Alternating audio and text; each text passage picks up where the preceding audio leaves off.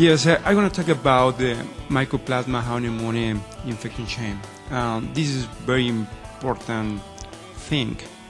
I spent 4 years of my life doing a PhD in mycoplasma at the University of Minnesota, working with Dr. Carlos Pijuan and Scott D. So it was a really interesting time, and we were trying to generate new information on mycoplasma, but not just focusing in the piglet. It's focusing in what we call at that time the whole picture, what we call now the whole hair approach, and now we call that infection chain. So it's I remember those days when we were talking about mycoplasma. It was just to talk about vaccine and antibiotics in the piglet, and that's it.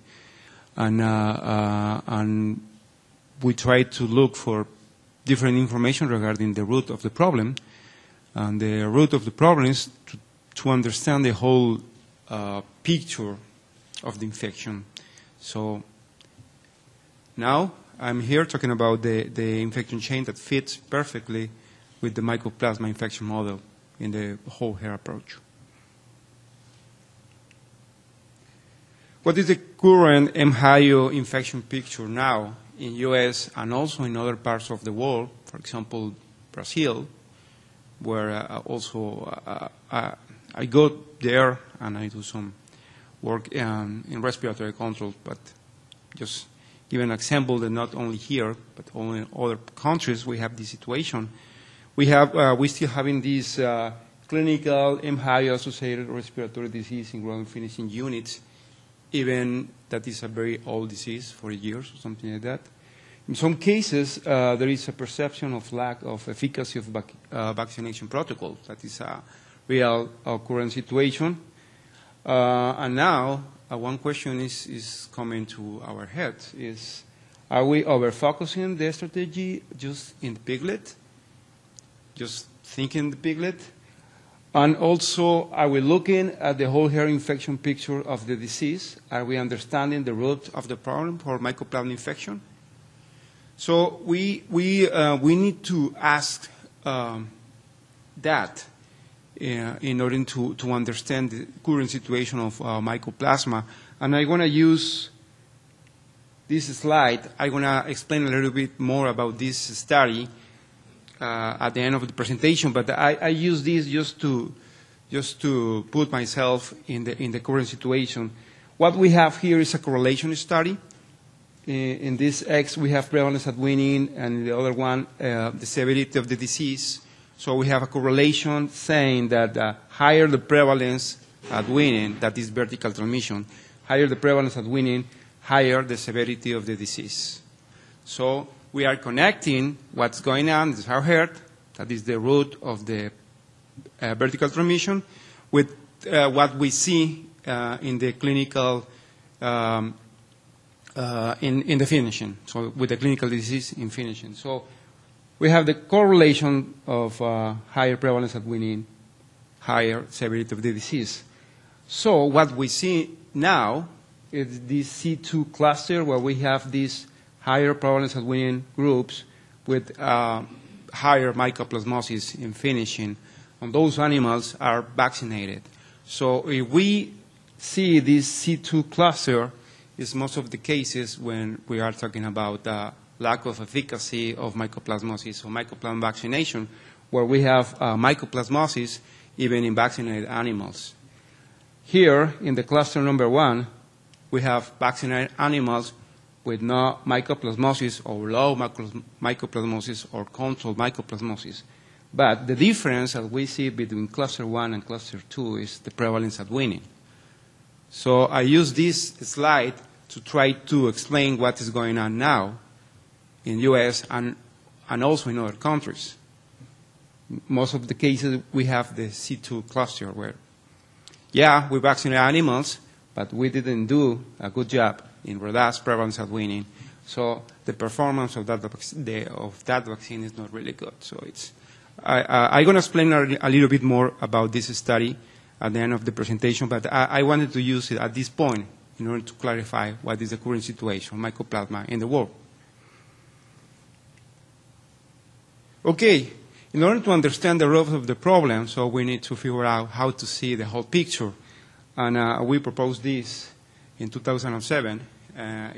We call the infection chain of Mycoplasma hyopneumoniae. Now we use that information. That what we are proposing in this slide is to segment the infection chain of Mycoplasma in three parts or three links. Number one, we call the level 1, that is replacement animals. Level 2, sow-herd. And level 3, when to finish. So what we have here is several epidemiological events connected each other, or between these links, or inside these links. And at the end, we have this Mycoplasma hyopneumoniae infection chain. So it's, in other words, we try to understand the disease or the infection, what's going on at the replacement or gills level, what's going on at the sow-herd level, and what's going on and when to finish pigs. So we need to understand what is the dynamics of the infection through the whole production chain in order to understand the infection chain of Mycoplasma, in order to understand the prevention chain or intervention chain of Mycoplasma. Okay, I'm going to explain a little bit what we know about the infection chain of Mycoplasma that is in the literature review, or what we know also from the field. There is one, I want to use this study that was presented in the Lehman conference last year, and where there is this connection of the clinical disease in finishing animals with gills. So that's really interesting, because what you see now as a coughing or associated mycoplasmosis in finishing animals is related to what happened maybe 6 months, 8 months, 10 months before. So with this information, we need to understand that we need to connect what we do now in the gills in order to control Mycoplasma, and also what I need to do with sow-herd in order to control Mycoplasma, in order to have infection chain understanding, and also in order to have a prevention chain for this disease. So in this study, they start with the problem, with clinical or associated disease to mycoplasmosis in finishing animals, and they connect that with high prevalence of infected animals at weaning, and they connect that with the dynamic of the infection in the sow-herd, and they connect that with the gill status. That the U.S. situation is negative gills. In other countries, is positive gills. If that is positive, that is active shedder, or is not, or if it's negative, at what age I need to expose that gill in order to start the infection process, and in order to avoid excretion, or in order to avoid the infection of the dynamics of the infection in the sow-herd. So it's really connected. So it's clear, and now the people is looking for this connection between the gills and the disease that we see in finishing animals. And what is the key point that makes Mycoplasma different, where we need to take care about the gills? So the key factor, or the key epidemiological factor of Mycoplasma, is persistent and shedding. This study looked for the duration of the infection of Mycoplasma, and also the duration of the shedding time for Mycoplasma, and it was really interesting information where in this group where I was involved. It's 2009, where Mycoplasma hyopneumoniae can last more than 200 days. And also not just you can find Mycoplasma 214 days after infection, also that animal can infect a susceptible, because in this study we use sentinel animals. So we have this very long persistence and shedding period that makes this gill adaptation of Mycoplasma a very important thing. Because if we don't take care of this, we want to still introducing gills, maybe in the excretion or maybe in the shedding process.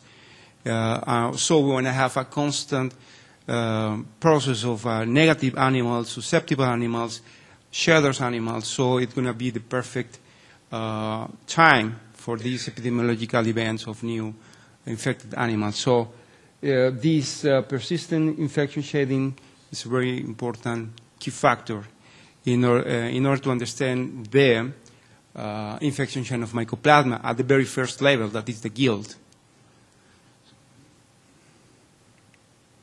So if we go for the second link of the infection chain of Mycoplasma, that is the sow herd, the consequence of a bad adaptation of Mycoplasma, or the consequence of this long shedding or persistent period, is sow herd instability. So it's very important to understand incoming gill exposure protection status, and also it's very important to understand incoming gill shedding status. So we need to when we think, okay, I'm gonna face a mycoplasmosis in finishing animals, I need to think in the level 1, because the level 1 has a consequence, and the consequence is sow herd instability. There is several studies in the literature where it's very clear, show that the incoming gills can cause instabilization or can produce sow herd instability. You can find those in the literature.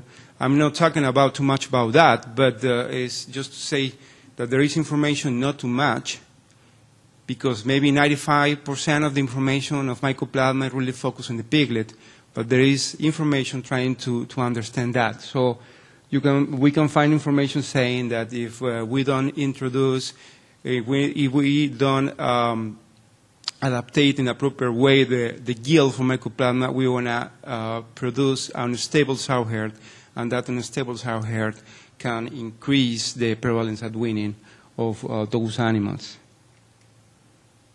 So what is the consequence of the sow herd instability is more sow-to-piglet transmission, so prevalence at weaning, and also a variability between groups.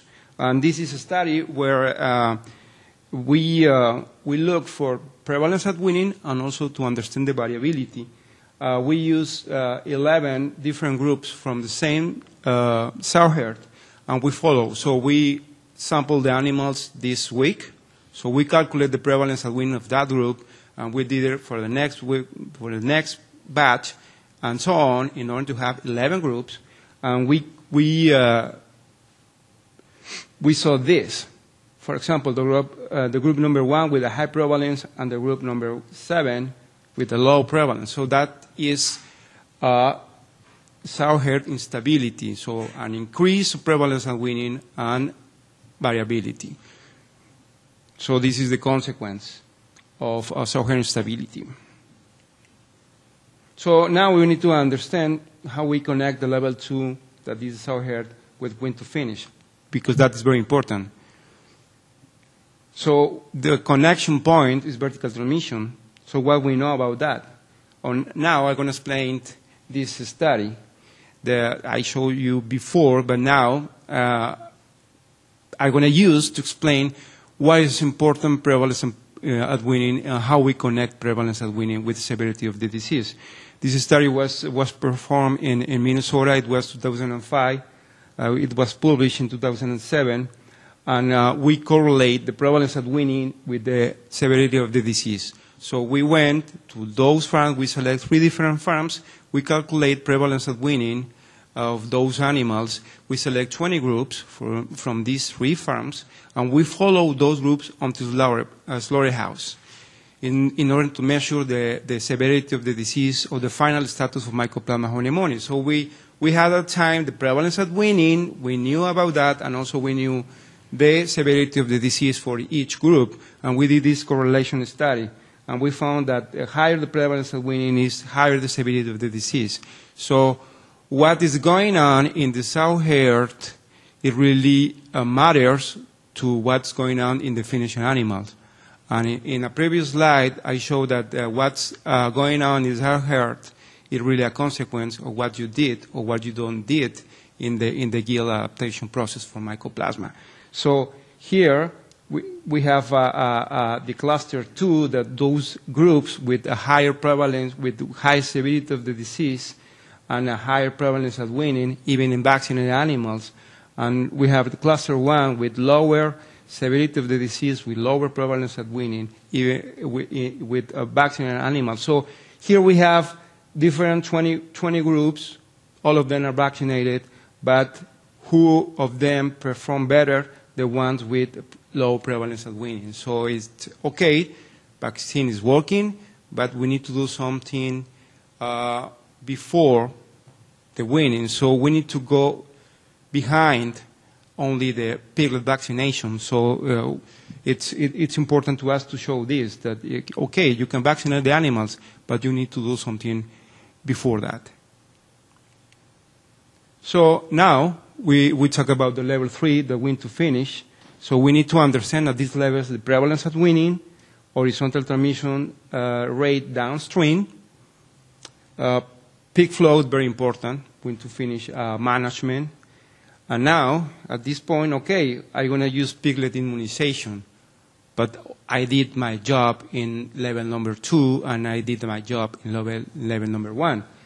And also, we can think about piglet medication, but I need to try to understand all this process. I'm going to summarize what I've been talking to you for the last minutes, and I'm going to use the infection chain in backwards. What we have now, clinically, Mhyo-associated respiratory disease in rubbing and finishing units, yes, that is consequence of nursery piglets exposure. And this nursery piglets exposure is consequence of the prevalence at weaning.